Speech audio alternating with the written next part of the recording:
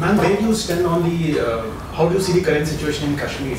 And how do you see it, what is your, as an external envoy, as an observer of Kashmir, and considering that it has certain international ramifications, how do you look at it? And my connected question is, one of the closer areas of cooperation, although not spoken of so highly between India and Australia, was the stopping the radicalization of the Muslim population for the ISIS thing, which is what the Indian NSA had mentioned off the record.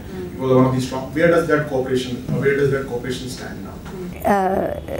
Islamist radicalization is a very particular issue related to particular segments of our population.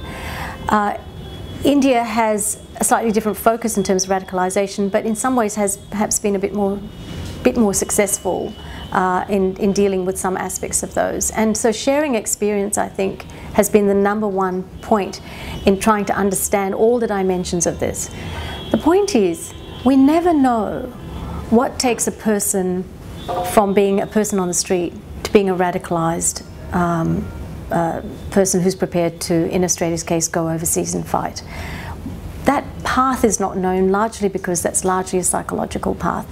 And we recognise that there are things we can do to address that through working with communities, for example, and working with individuals. But there are also things that we can't always control. And so we need to come at the whole issue as comprehensively as we can. And we can't do that in isolation. We always have to do that in concert with other countries.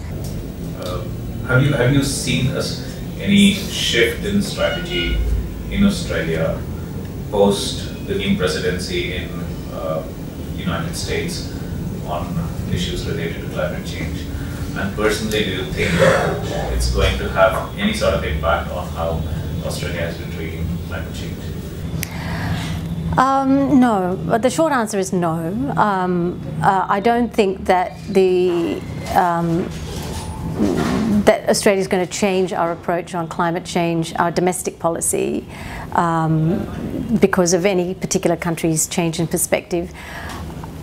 Over the last few years, I think it's fair to say that the climate change, the international climate change story has seen governments change and positions change as governments change from one thing to another. It is a very difficult issue in many ways. Climate change is what we in the policy world call a wicked problem.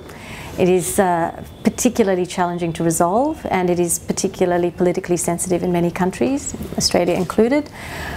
But we now in Australia have quite a firm policy and a very consistent policy to reduce our emissions.